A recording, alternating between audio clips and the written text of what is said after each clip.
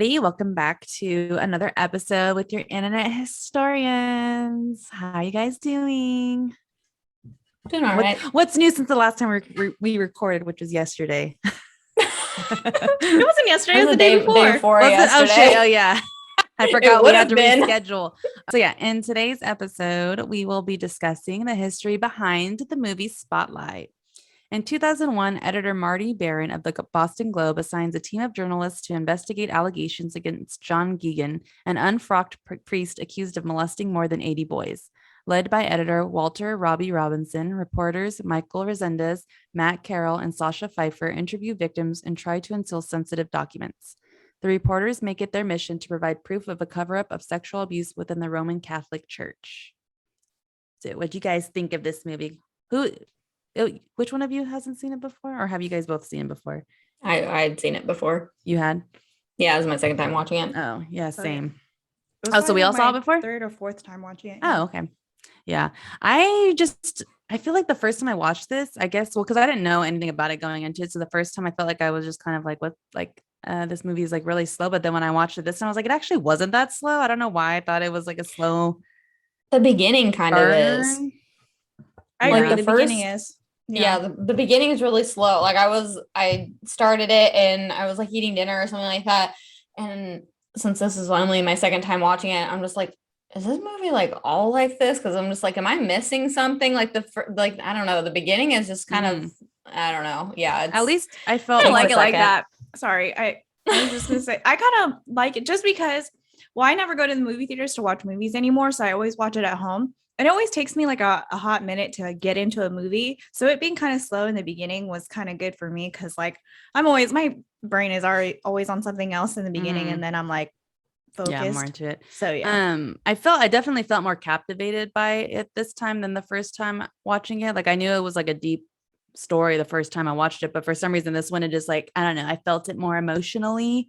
And like, I actually felt like, oh my God, this is so sad. And yeah, I felt like, what is it? Not the urgency, but just like the way they just like went about like investigating they, like, things. were passionate about it. Yeah, exactly. Yeah, like they're passionate about it. Yeah. And I felt that this time around watching it. So for me, I was like making fun of it in the beginning because this time, since this is like, my third or fourth time watching it, I already knew everything that was happening.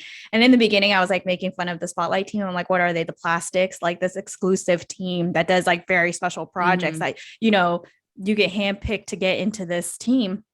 And then later, I started to really respect them. And I didn't realize that this movie is also kind of a thank you to investigative reporters, because when I was like listening to interviews and things like that, like they weren't just talking about the story, they were talking about these journalists and like how far they went, how passionate they were, and how nowadays we don't really have that anymore. Like everyone's so focused on being the first person to report something that they lose that credibility. Like I don't even know who I can trust anymore in terms of like what news source to go to, because they just want to be the first one.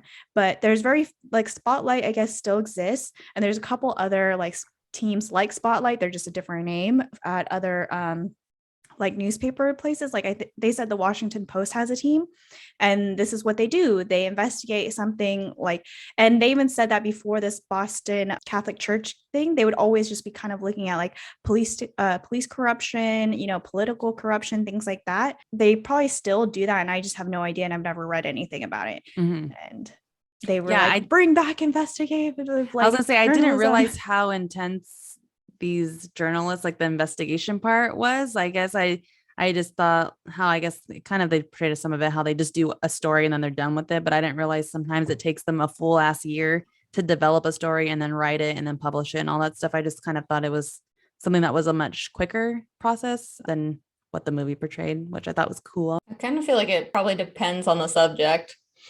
Well, they said that they said that most of their job is sitting at their desk and like reading through books. They were like, how are you going to make that entertaining? We're just going to be sitting at our desk. Like, and actually they had that part with the ruler. Do you guys remember where the ruler was going down? It was kind of funny because I forgot how, as a kid, I think when I first started reading chapter books, like, we had to use a ruler to read.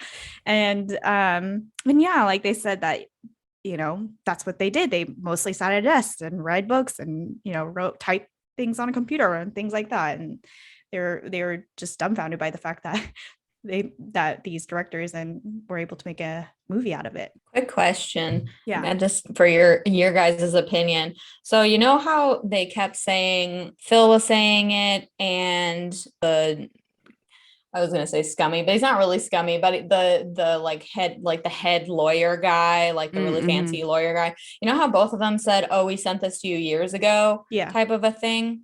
What it felt like there was like some sort of like undertone or something that they were trying to get at between Michael Keaton character and what's his name? John Ben. Slattery,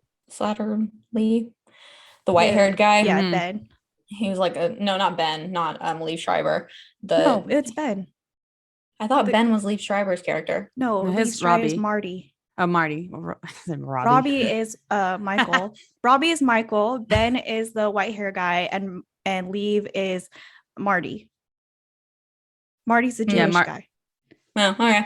Anyway, so yeah, so Ben, I guess, like, who do you think that they were talking about? Because it seems like they were trying to insinuate that like someone was like trying to cover it up or like brush it under the rug, and it made it seem like it was Ben or the white-haired guy. Can't pronounce his last name. They kept, and for some reason, it seems like, yeah, like for some reason, it made it seem like he was hiding something. Yeah, I don't know if that was just like I thought that too. Or... Yeah, no, I thought that too. I thought it was going to be revealed that he was also trying to like help the Catholic Church and cover this up or whatever. Even like Michael Keaton's character kind of had that weird moment where he was like, oh, well, I was on Metro at the time. And like they just put out that quick blurb or whatever. Like it seemed like this weird like revelation type of thing. Like they didn't pay enough attention and he like felt guilty about it. But I was like, well, did you have a bigger part in like covering it up, quote unquote? No, like, I think that they wanted to make it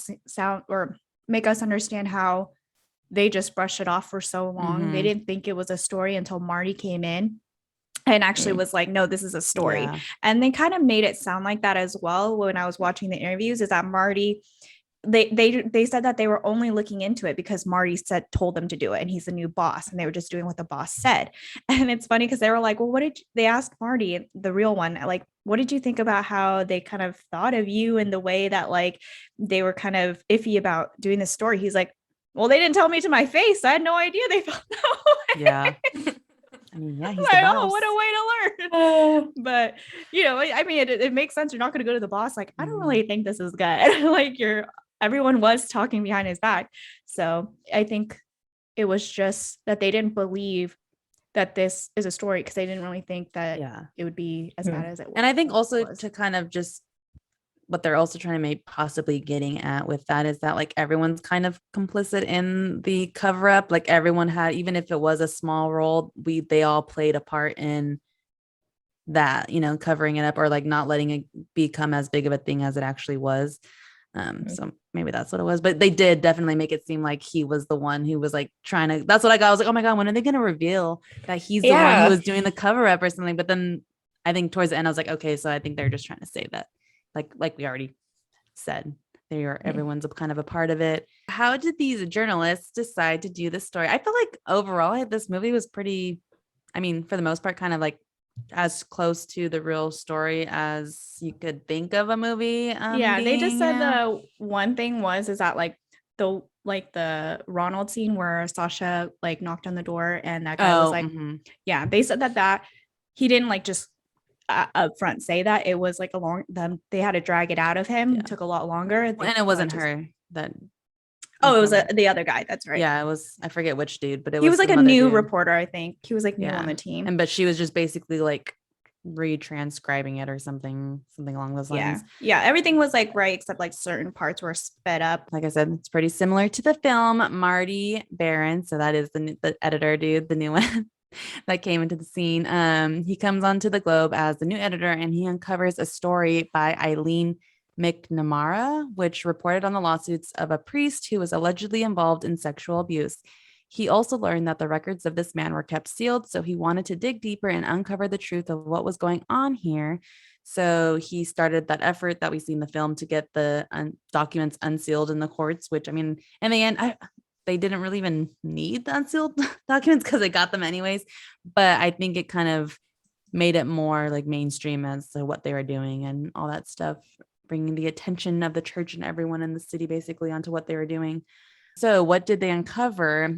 Again, pretty accurate, I feel like, to what the thing is, but one of the things I read at least was that they actually uncovered it was about I don't know if it said this in film, but about 250 priests over the course of a few decades who had molested children, and the archdiocese kept it under wraps by reaching settlements for these cases. As in the film, it was also discovered that the priests were shuffled from parish to parish to prevent their crimes from being exposed, and the journalists did in fact check priest directories to help them find out which priests these were.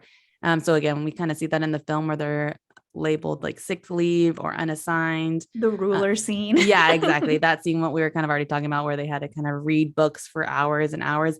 And it was also kind of, I mean, there was kind of more of a montage in the film where they were seeing like typing it in, one person's reading. And I guess that's how they kind of did it, like almost like an assembly line. One person would read the book and then they would say like the name, and then another person would type it into the computer to kind of get it all like data based in there. Yeah. So they had to kind of piece it together. That's one thing I'm like, I don't know. Like, I guess if it was me, I would just be looking at this and like not even think, oh, make that connection. Sick leave means this and all of that. I would just be like, okay, that one's on sick leave. This one was unassigned. Like, I don't know. I just wouldn't think to piece that together. And I think that's what also is really cool about journalists and like just people like that. They can kind of see the bigger picture of things, where I feel like me, I'm kind of more focused on like just what's right in front of me, but they can see like, oh, this is something bigger. But yeah, so they discovered that pattern.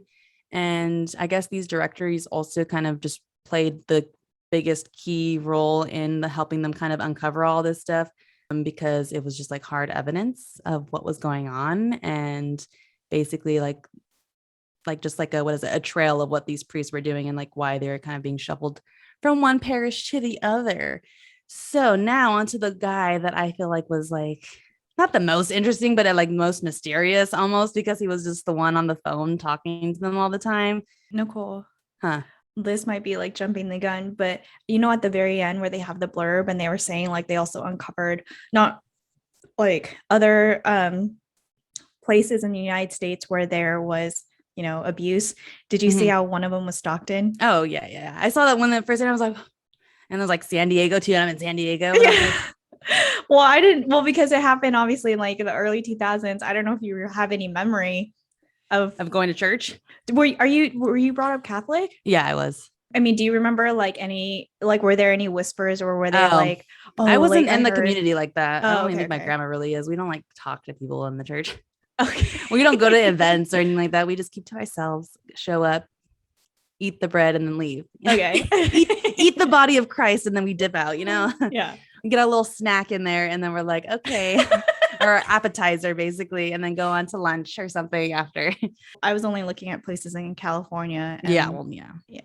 But anyways, so back to Richard Sipe, who was like, I keep calling him the informant, even though he wasn't really like an informant. He was just someone who like knew numbers. And he's real. Yeah, he's real. I couldn't believe that. Yeah, so I looked him up because I was like, okay, is this dude a real dude, or is he just like a character that they made up to like? Yeah, I thought he was made up. Yeah, like that's what I kind of thought, because they never showed person. him. Yeah, they never showed him. They just always had him on the phone, and But the thing is, I feel like they made him seem like way more mysterious than he actually is. Yeah.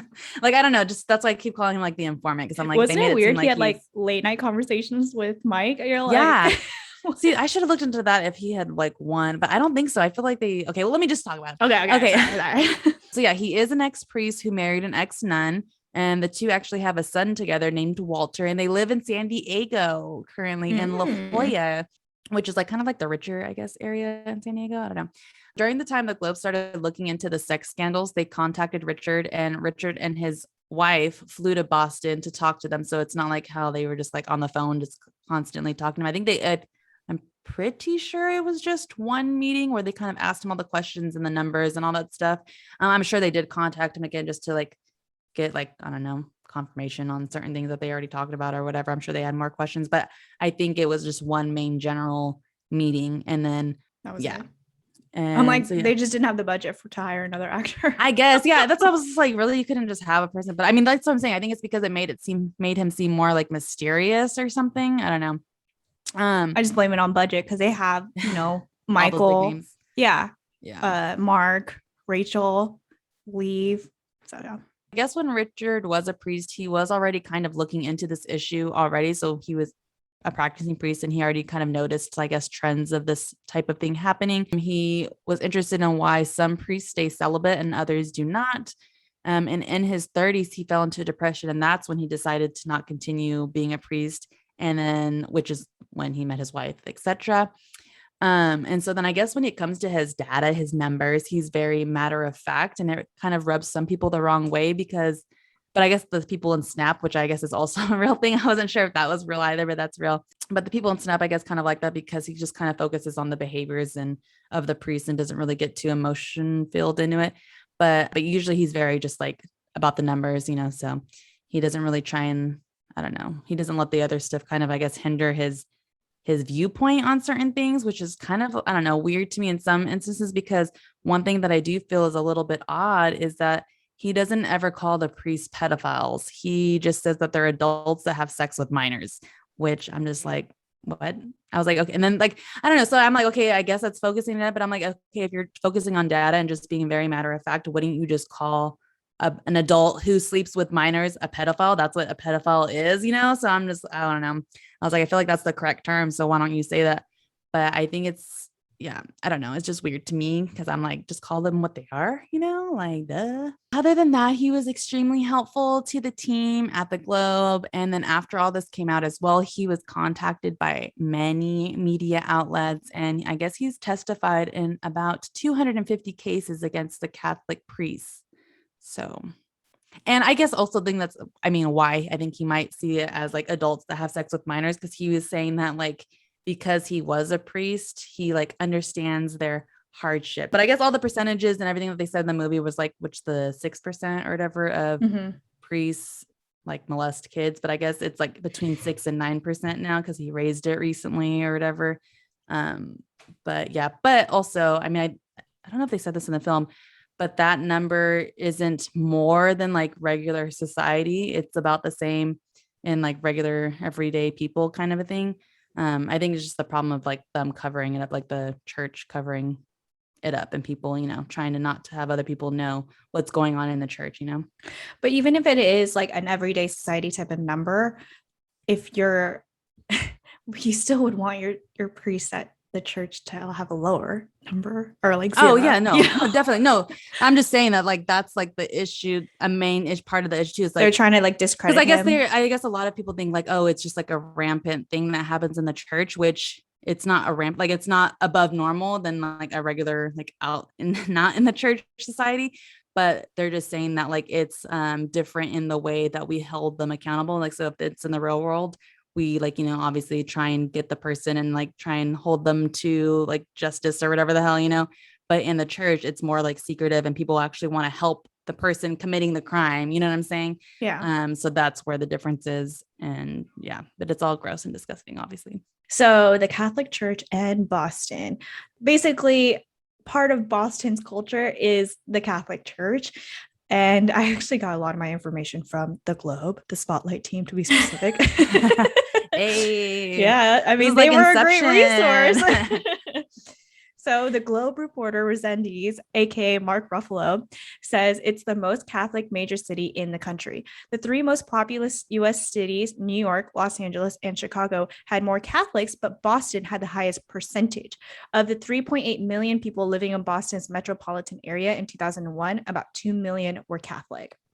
That's insane. I looked up a more recent report because I'm just curious if that, because obviously this is like 20 years. I almost said 10. It's 20 years later. So I try to look for a more recent report to see if it's still part of Boston's culture. And it is. So the Public Religion Research Institute's 2014 study showed that 36% of residents said that they are Catholic in Boston.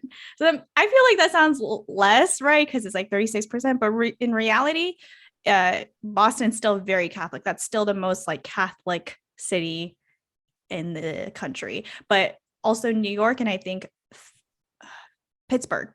New York and Pittsburgh also have 36%. So it's not like Boston's number one. It's just they tied for first. Boston and the Catholic Church are hand in hand. So was the church as powerful as it seemed in the movie? So to me in the movie, it felt like the church had like secret agents, you know, that were able to pull documents out of files and had, you know, spies everywhere that knew you were talking about them and looking into this case. In reality, obviously they don't, like, they're not that powerful, you know. They just had a very strong community who backed them up. I think it was Mike who called it a culture of silence. So it's like they didn't have to put in that, do all that stuff, like be the ones taking the documents out. It's because someone would do it for them, basically. Well, I mean, I think they would ask somebody, but Oh, you know, okay. they would do it with like no questions asked. You know, I it's see. just, it's not like, I felt like it made me feel like a mafia. Yeah, I You was just know, gonna say that. Yeah, and it's not, it wasn't like that. it's like an inner, yeah, like inner It's kind of, and workings. I felt like a lot of it was like a moral versus ethics. I don't know if that's like really the right terms, but because your morals, your values are telling you to listen to the church and do whatever it is for the church. But then, you know, for the reporters, it's about that work ethic, or what is it? Is it business? Some ethic, right? Where I get what you're saying. It's kind of like that thing where they say like with the like bread thing, right? It's like, oh, like, you know, stealing is bad, but would you steal it to like feed your family kind of a Yeah. thing? It's like, yeah, stealing is bad, but it's like you also gotta like, you know, morally you gotta feed your family, or you know, I get what you're saying, right? Like Yeah, that's exactly. It's like this, it was a tug of war of what's the right thing to do. Power came from the community they had built for hundreds of years. So another article I found, it said Boston's Archbishop presided over an extensive network of parishes, schools, seminaries, convents, and hospitals. The job title alone conferred significant power. And for the most of the 20th century, Boston's larger than life archbishops had expanded the scope of the office to wield power well beyond the church and well beyond Boston. Boston Archdiocese is a uniquely American Catholic institution, wrote a Minneapolis newspaper when the head of Archdiocese was under consideration for the Boston job. Like, in the church, it's what New York Yankees is to baseball. Carney, but it's like you're there, you know, like Broadway in theater. It's like you've made it, you know. So it's not only the number of Boston Catholics that explains their special place in the imagination of Catholics nationwide. It's their history. Establishing themselves in the birthplace of American Puritanism, they had to overcome persecution and rise above the highest levels of political, economic, and social power. So in a sense, the story of Boston's Catholics was also a story of Boston's Irish. People of Irish descent represented more than a quarter of the city's Catholics and even higher percentage of the ruling class. So in the 1820s and 40s and the early 20th century, Protestants reacted with hostility when the Irish came. They put up signs saying NINA, no Irish need apply. Yeah. Faced with discrimination, they actually went to the Catholic Church because the Catholic Church helped these immigrants pay rent, fill out citizenship papers, and form unions. Wow. Yeah. So again, I feel like that's what made everyone so committed to the Catholic Church, because, you know, after everything that's happened, the priests at the Catholic Church are what helped the immigrants, and obviously our whole country is built on immigrants. And I think it comes with the mentality of you wanting to give back to the church, because I'm sure the church helped you in so many ways. Like, we have to remember the church has helped a lot of people, and you just feel like you have to give back and help them as well. And that's probably why they kept silent.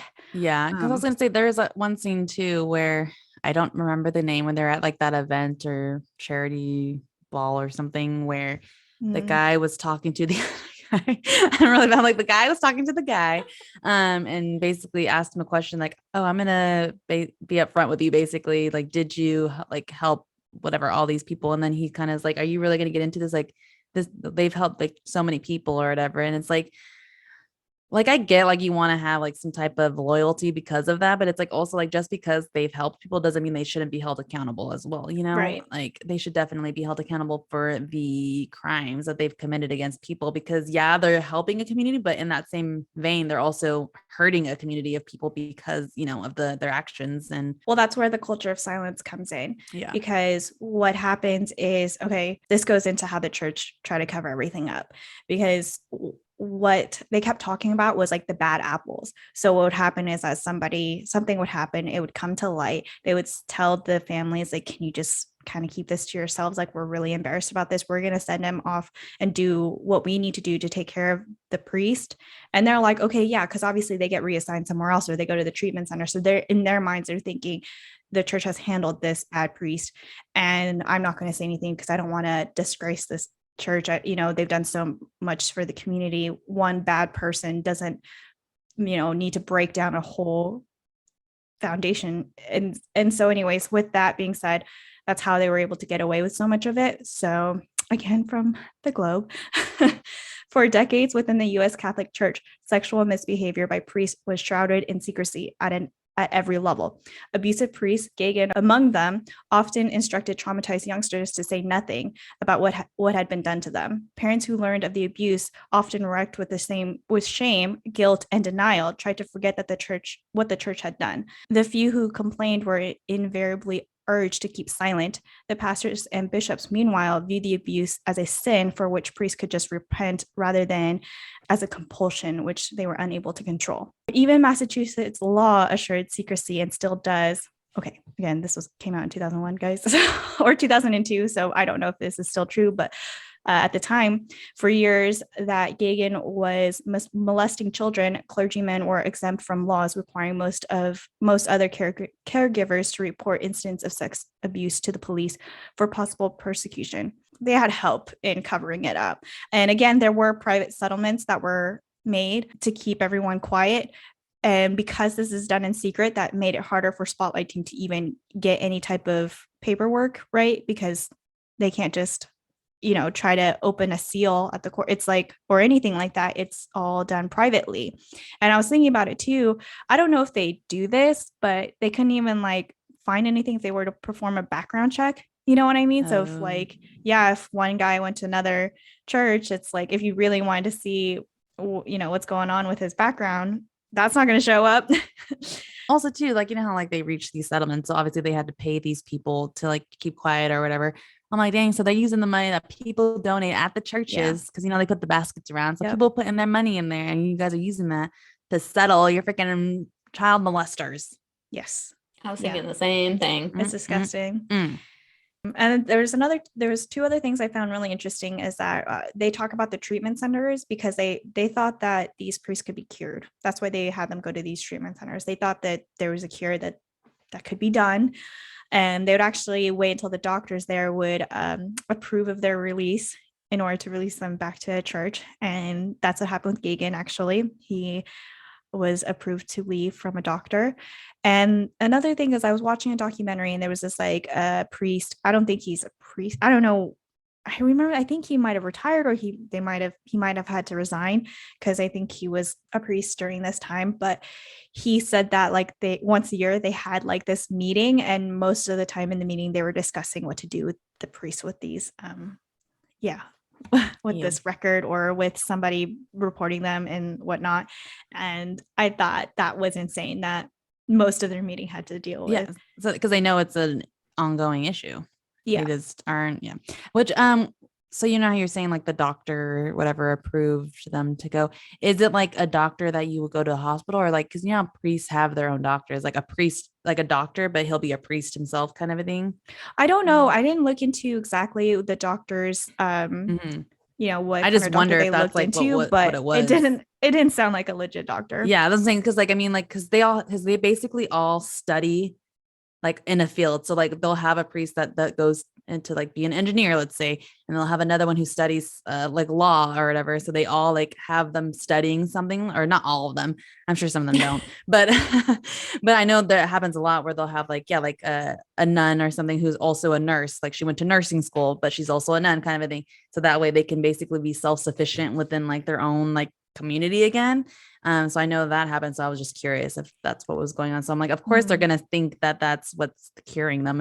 If the doctor also is, he has a bias because of that as well. So I don't know. Yeah. Aren't they just seeing psychiatrists in the treatment centers? I don't, like I said, like in the article that I read, there was another one I read, it was specifically about Gagin, and they were talking about cardinal law, like knowing everything. And they just said in the article that the reason why he was like sent to the last church that he went to was because the doctor approved or something, because he was in a treatment center. So they just said doctor. They didn't say anything about Too where the doctor general. came Yeah, from. they didn't Yeah, say because which they type wanted of to. doctor. Yeah, well, because the article was focused around Gagin, Yeah. right? We're about to be getting into, what happened after the events of the movie, like after they discovered everything and it came to light in their article.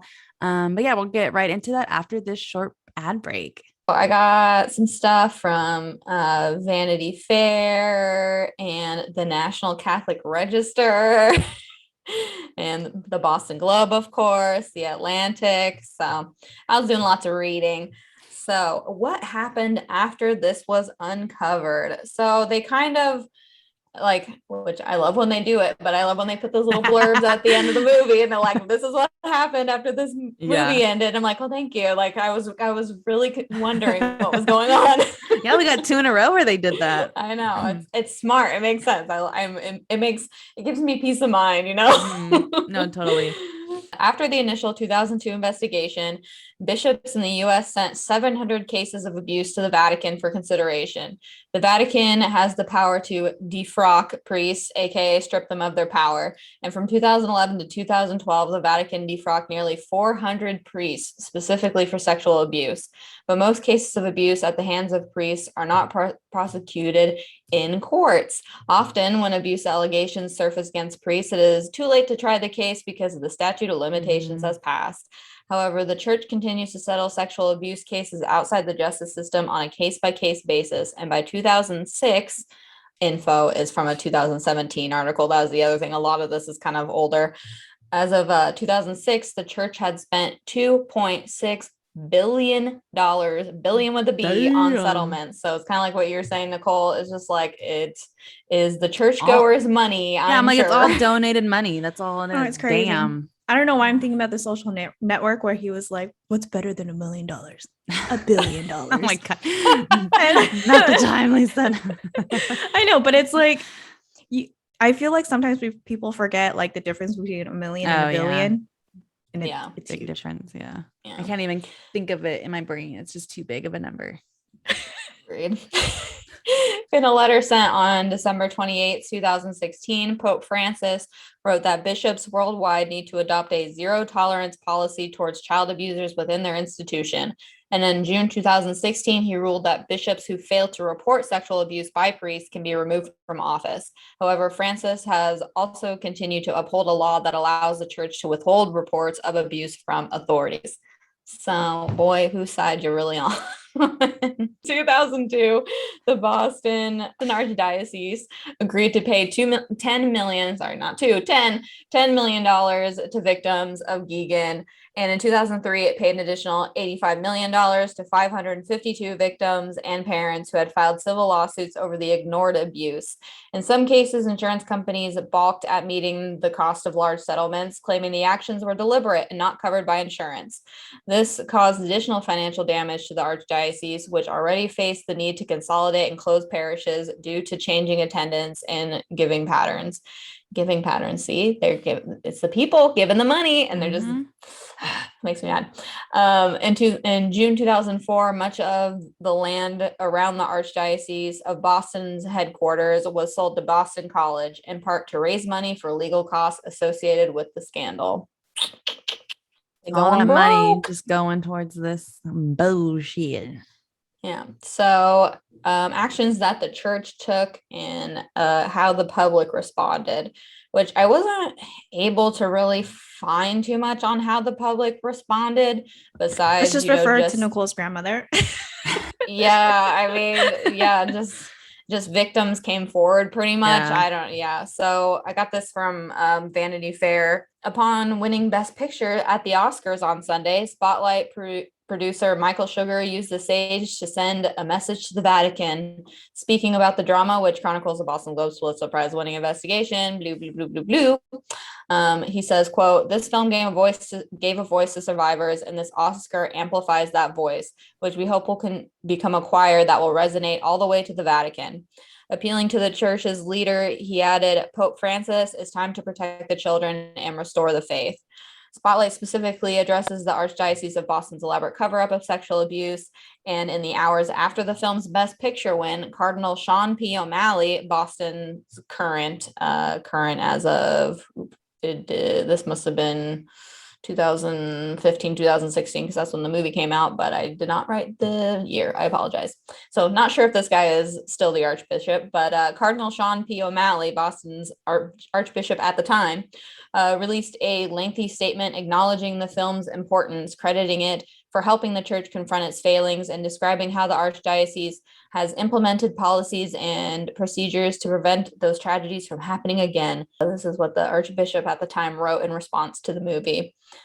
He says, Spotlight is an important film for all impacted by the tragedy of clergy sexual abuse. By providing in-depth reporting on the history of the clergy sexual abuse crisis, it's unfortunate that it's like that's the word to use, but it really is a crisis. The media led the church to acknowledge the crimes and sins of its personnel and to begin to address its failings, the harm done to victims and their families, and the needs of survivors.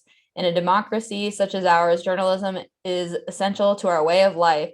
The media's role in revealing the sexual abuse crisis opened a door through which the church has walked in, responding to the needs of survivors. Protecting children and providing support for survivors and their families must be a priority in all aspects of the life of the church. We are committed to vigilant implementation of policies and procedures for preventing the reoccurrence of the tragedy of the abuse of children. These include comprehensive child safety education programs, mandatory background checks, and safe environments training, mandatory reporting to and cooperating with civil authorities with regard to allegations of abuse, and caring for survivors and their families through the Office of the Pastoral Support and Outreach. The Archdiocese consistently provides counseling and medical services for survivors and family members who seek our help, and we remain steadfast in that commitment. We continue to seek the forgiveness of all who have been harmed by the tragedy of clergy sexual abuse and pray that each day the Lord may guide us on the path toward healing and renewal. Do we believe him? No. They'll just talk He's about it trying at too the hard. meetings that Lisa was talking about. I know. I also had, as I mentioned earlier, I had this like film, almost a film review from the National Catholic Register from a priest, which I thought he had a couple blurbs that were pretty interesting, coming, from, just a random parish priest. I mean, not anybody super high up, like an archbishop who, has to Just your save everyday face. everyday priest, So, yeah, pretty much. So he says, this is his response, as a parish priest, I found it painful to watch. I was ashamed. I went to see the movie alone. When the movie was over, I sat in stunned silence in the theater and waited for everyone else to leave. I did not want to have to talk. Above all, I did not want to run into any parishioners. Our church behaved horribly. At one point in the movie, the reporters interview Richard Sipe, the former priest and psychologist, over the telephone. He has spent 40 years treating and studying the sexual behavior of priests. Sipe's character points out what I have long felt to be true. The root problem is celibacy. It creates a culture of secrecy and mendacity. People lie to themselves and the church about their abstinence from sex. They become accustomed to not telling the truth. Bishops are caught up in that clerical culture of mendacity.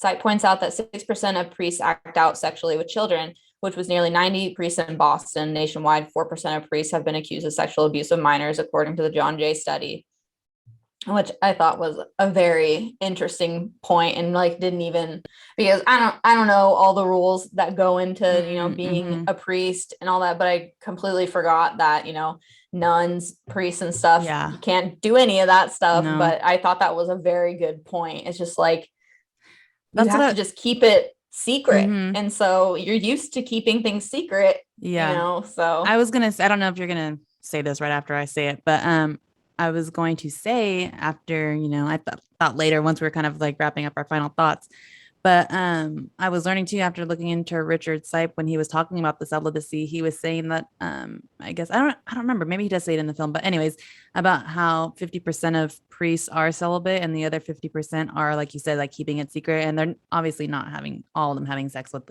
minors, but some of them are having sex with like men or women or whatever and stuff like that, but they're just, like you said, they're keeping it a secret, they're not telling anybody. And I don't know, it's just like, I understand, like, obviously that's hard, but it's also like weird because it's like they're not even practicing the thing that they believe in to the fullest extent. So it's like you're already in like a hypocrisy, like, in what you're doing. So I don't know, it's weird. I don't And understand then it. it goes back to how they would think like, oh, you did that, you could just repent and you're fine. Yeah, You know? exactly. Yeah, I And mean that's probably why that's they're like kind of okay with it. Maybe they're like, oh, what's okay? God will forgive me. Yeah. Um, but it's like you're doing damage to, I mean, at least in the case of instance of with minors, you're doing a lot of damage there as well. And something that person can't just easily forget. yeah, which is like a whole argument with religion and organized religion. It's just like, what good is a religion or a faith when literally you go into a box and say, oh, I did all these things, and they're like, okay, say 10 Hail Marys and you'll be Mm-hmm. fine, type of a Yeah. thing. It's just like, you should be a good person for the sake of being a good person, not because you feel like you'll get into heaven for Yeah. doing this thing or whatever. Like, and you can just, confess it to some random dude and everything, it never happened. Like, Mm-hmm. it blows my mind that And people feel that way yeah, and I and remember too, so believe like that. going back to like, how I had to do my first communion or whatever, there was a part in it where you had to, I guess basically, I don't know what if it's the correct term, but you like, where you go and you talk about like I've sinned, I did this or whatever, blah, blah. And even going into that, it's like, well, I don't know what I would want to say. I remember saying this, and my grandma was just like, well, just make something up. And I'm like, so it doesn't even fucking matter. You just make something up. Exactly. And Exactly. so, I just made something up, and then the guy was just like, okay, yeah, like you said, say five this and that, and then you're good. I'm like, okay, cool, bye. See you next Sunday. Like. That's Yeah. dude. I remember I was watching like one of those little conspiracy theory like things on YouTube, and they were talking about religion, and they kind of talked about how it was made up because they needed to give some people some morality, like a reason why not to do bad Mm-hmm. things. Like this is how they were able to control their society.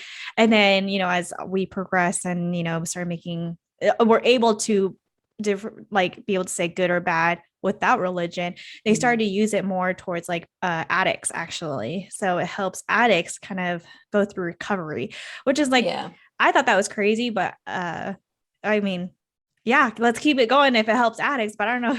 That's In the thing. other Like, ways it I'm doesn't okay with help. religion if it does something that's good. Like, if it makes Right. people, like you said, helps them make a good decision on something. But it's like, I just don't like when people use religion to be hateful to other people or to like Yeah. judge other people. It's like, okay, you're not using it what I feel like its intended purpose is. And so it's like, Mm-hmm. don't be that person. Just be, like you said, Yeah. a good person.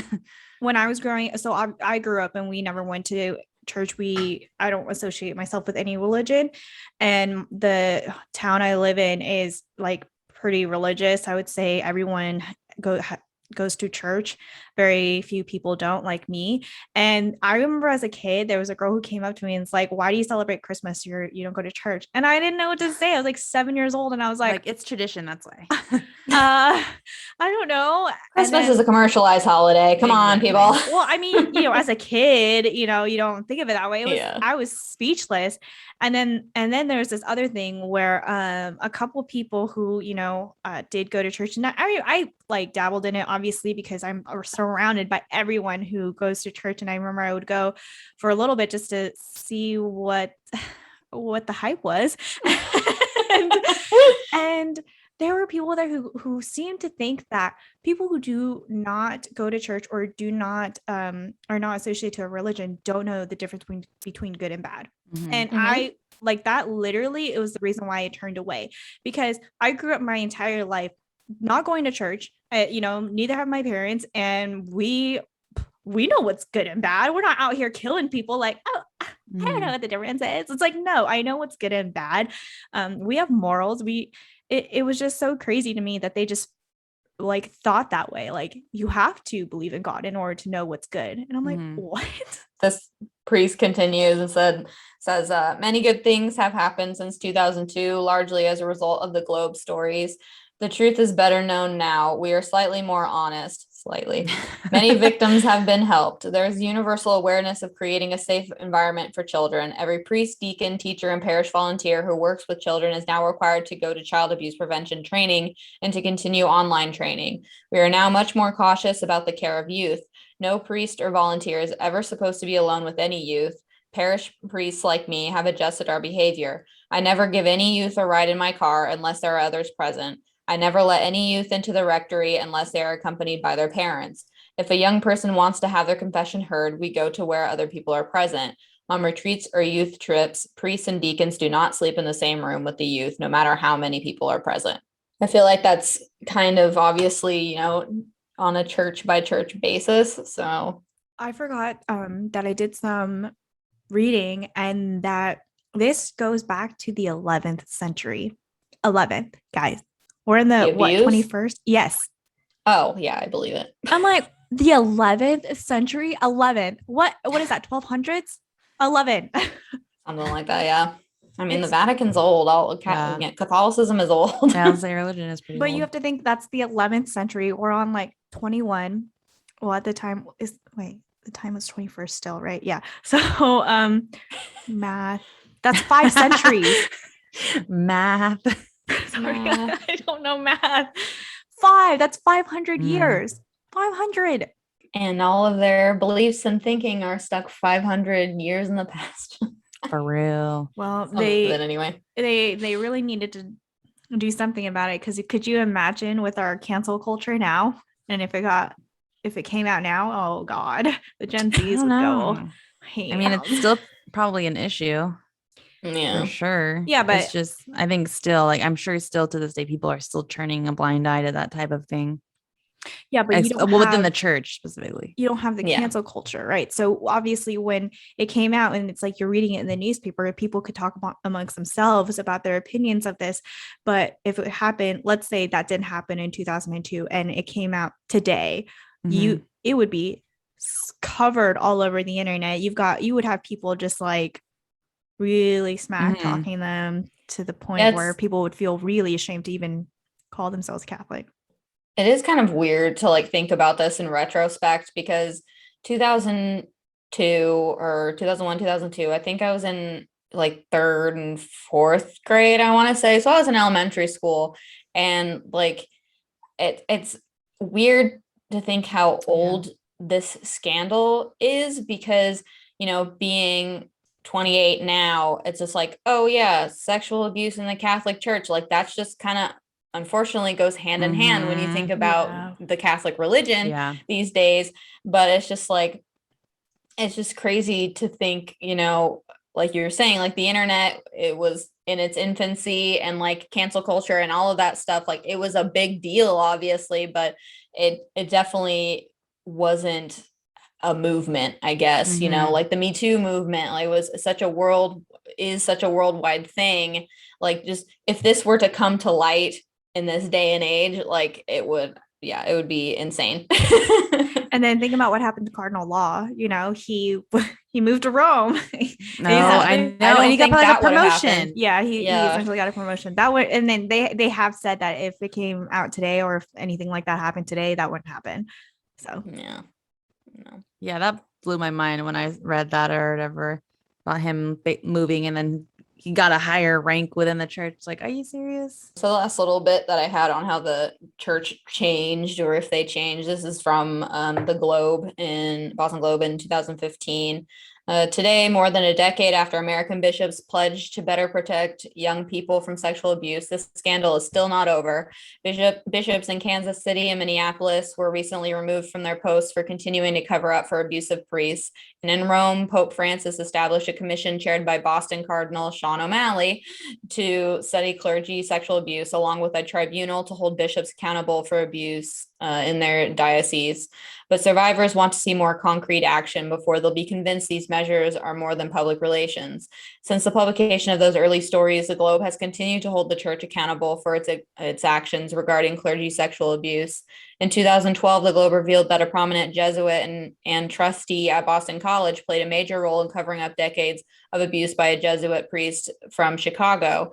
In 2014, the Globe reported that a prominent American cleric named by Pope Francis to prosecute cases of priestly abuse was himself involved in the cover-up of molestations. So the Globe is still on it, and they continue to be on it. I'll say they still do reports on it, or folio or whatever they called it in the movie. Sounds like it. Or was that what they said? Folio? follow Follow up. like follow up, but like they shortened it. They're like folio or I something. don't Anyways. remember. So the victims and our pal Phil Saviano. So this is from a 2017 Guardian article. Saviano had heard Cardinal Law was ill. He was out to dinner last night celebrating the 25th anniversary of his speaking out when he heard the news. He says, quote, "Yesterday was the 25th anniversary of my first public interview on my abuse. It seems cosmic to me. I'm glad to see him gone because he was such a target of anger and animosity from the survivor community. He hopes that victims can start to let go of some of the anger. Law resigned 11 months after the Globe's initial report, embroiled in more than 500 lawsuits against the Archdiocese by victims of abuse. After issuing several apologies and policy changes, he moved to Rome. Mitchell Garabedian, the famed attorney who represented more than 500 people who allege abuse, told the Boston Globe, quote, respectfully, society has not lost a great protector of children." So that's what he said of Law's death. Garabedian helped reporters at the Globe unearth Law's practice of transferring peace to other parishes after abuse allegations arose with no penalties. Saviano is working on a documentary project with the advocacy group Bishop Accountability, helping document video interviews of clergy assault survivors across the U.S. He says, many survivors want to set the record straight. It's an important educational tool as well. So yeah, there's a website. I think it's just bishopaccountability.com. And I guess you can like look into bishops and see if there are cases against them, lawsuits against them, if you are a survivor of abuse from a bishop in particular, which is cool that he's, continuing to do work now, because I think he's still working with what was that SNAP program, I think. But yeah, I guess that's his like main sitch now, is this Bishop Accountability website. It's crazy that they had to make it up because the church isn't gonna, I know. keep Yeah, I'll get into that. It's yeah. Saviano has now seen the film 6 times and was only able to hold back his tears during the most recent screening. He says, I feel immensely grateful, although I don't know who to direct my gratitude towards, that I lived long enough to see such a fantastic thing happen. Just the fact that the film is made, never mind that it's gotten great reviews and that these fantastic actors have wanted to be a part of it. Just the fact that the film is out there is so important and so validating to survivors. So that was cool that I was kind of wondering how he felt about his portrayal, because he was very manic. Yeah. Spastic. Yeah. But it's unfortunate because I feel like they were saying like they didn't believe him because of his mannerisms, but it's like someone who's gone through something is going to be a little, I don't want to say off, but I mean like they're going to be messed up. They're, something happened to them. I mean, yeah, which they kind of showed when Mark Ruffalo's character was interviewing the survivors, and like how Stanley Tucci was saying, oh, and this guy who has all the needle bruises on his arms, he's like, well, and he's one of the better ones. Yeah. Like at least he's alive. So it's just kind of just like, you gotta believe what these peeps are saying, because at least they're still holding on, because it's rough for sure. So this is from the Atlantic, a 2018 Atlantic article. The Catholic Church's sex abuse scandal has reached such a fever pitch that its top officials are now compelled to act. Last week, Pope Francis expelled a priest and accepted the resignation of 2 bishops, all of whom were accused of abuse in Chile. U.S. bishops promised to set up a hotline to field complaints about abusive religious leaders, which is just like, I don't think I'd want to call your hotline, fam. I'm kind of wondering, because, they take away their power or whatever, like their title. But I'm like, I wonder if they still support them, like in some way after, like helping them find a place to live or like whatever. And I feel like I wouldn't be surprised if they do, like. Yeah. In Pennsylvania, where a grand jury report recently alleged 1,000 children were abused by clergy over a 70-year period, bishops announced they would support a fund to compensate victims.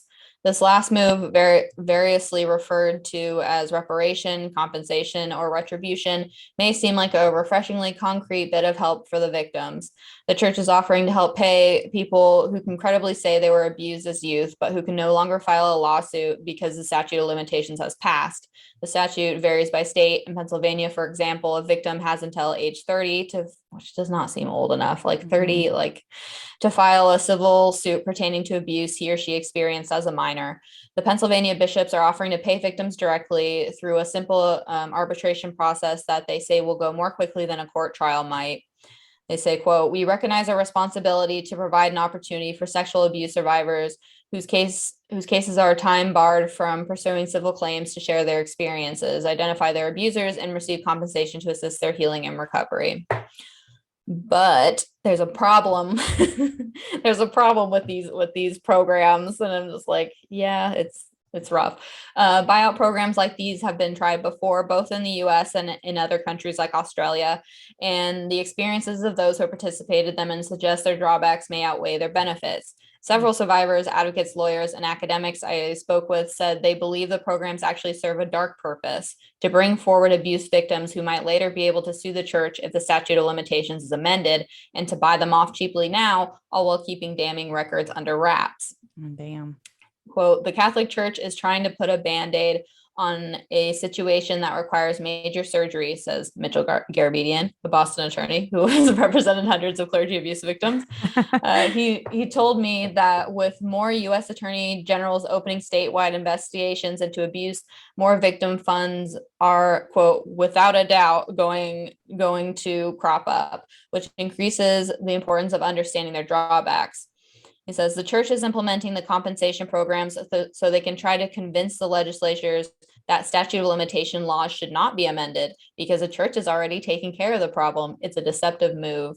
The Pennsylvania Catholic Conference, which represents the state's bishops, declined to comment. Yeah, and I was reading quite a bit into this. A lot of churches. So if you go to the churches and are fine, if you're, well, for one, a lot of people, as we had mentioned, are kind of in dire straits. They're not doing well. They need money now for medication, for therapy, for, whatever they need because they have been abused and are traumatized. So they would rather have the money now because they don't have the money to pursue legal action, or they just don't have the time to, wait for a settlement. So they will go to the churches, they have these, they'll have an interview, which they say, I think it was a process in Australia and Ireland. They were specifically saying, they're like, I hope that the US will learn from the process that we're doing, which essentially re-traumatizes the victim. They will have to go to like a mock trial pretty much, in front of a board of members, made up from the church, and they have to continually say what happened to them in great detail, who did it to them. They have to do it multiple times, which, is very traumatizing, just so they can, either be validated or dismissed and, compensated or not. Yeah. So it's often more traumatizing to go through with it than to stay silent, which is unfortunate. And then there are other programs, I think in the UK, I want to say, where the churches will make you sign paperwork that if they compensate you now, you have to either stay silent, you can't come forward later, or if a lawsuit is brought against a member of the church and you are a victim of that, like you can't join in on that lawsuit and be compensated twice. Damn. So they're basically making them sign an NDA. Yeah. Yep. And obviously, the payouts that they're getting from these churches, the money now is, a fraction of the amount of money that they would receive if they were able to actually take it to court. So it's shitty. It really makes me is think awful. It makes me think of the gymnast with Larry Nassar. Nassar. Yeah, it's disgusting. That guy makes me want to throw up. I know, me too. And they say that Michaela Maroney, I don't know if you guys know her, but she was the vaulter in the 2012 London Olympics. The one with the smirky face. Yes. Yeah. the not impressed face. I think that's what they Yeah. called it. So I guess they were like, she got the shitty end of the stick because she came forward and they made her sign an NDA and paid her out. And she wasn't Damn. allowed to say anything. And yeah, and they were like saying, yeah, basically she got the shit end of the stick because Yeah. of that. She got, I don't even know how much money she got, but obviously just probably a fraction of Not enough. Mhm. yeah, exactly. Not enough. Mhm. And Never enough. And obviously to keep her silent, but then you come and find out he's Mhm. abused a lot of girls. So did you guys watch that docu series? Yeah, I think it's called a docu series on Netflix. It's called The Keepers. Oh yeah. No. Okay, so Yeah. you think it's a murder mystery because it kind of starts off with talking about who murdered sister. I don't remember her name, but Yeah. she's like a nun and she's a teacher of a Catholic high school, I think. Yeah, I think high so. school. And then it turns into these women coming forward and saying that they were like sexually abused by the teachers and the priests there. And you're like, But it was the nuns were on the side of the children though. right. Like the one that was murdered or whatever. She was like on the side of the children, yeah, trying to like bring it forward and like, you know, And like that's what got her killed. yeah. Yeah. So they were like, what's going on, you know? But for me, I didn't know that was going to happen. I thought it was a murder mystery. Yeah. And I'm like, yeah, definitely. Like all of a sudden this is happening. And I'm just like, what am I watching? And I'm not going to stop because it's like real. I feel like, you know, they want to be heard and I'm going to listen. Yeah. It's just basically, the same thing. I haven't watched it in a while, but yeah, I do remember Crazy. that. But like, she was like, yeah, trying to help him. Did it ever say, because they don't know who killed her still, right? I can't remember. They have like, but they basically are guess. insinuating or guessing that it might have been like within like someone got someone to kill her because of what she was coming forward with all these children. But something to like also put in light of the victims as well is because like one of the main ladies, she was talking about almost how she suppressed it for years and years and years because they happened to her in high school. And then when she left, she went to college, she got married, she had kids. She pretty much like forgot about it. And then all of a sudden, like out of nowhere, it hit her hard. And she had to start going to therapy and hypnosis, and she couldn't do anything about it either because it'd been years and years and years after the fact. She can't just go back and be like, I was raped, because they're like, what's the proof? And she has none.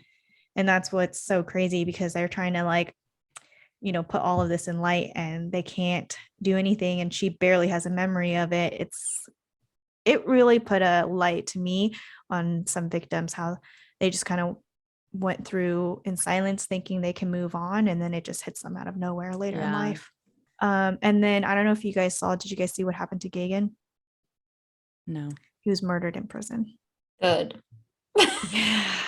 I mean, they always say that though, that there's like a if you go to prison for like child abuse and stuff like that, like you aren't making it out alive. No, they'll kill you. Yeah. No, I think that's like the worst thing you can do. Yeah, I guess. I think for a guy, it's any type of sex thing. Like if you're a rapist, if you touch children, anything like that. Yeah, pretty much.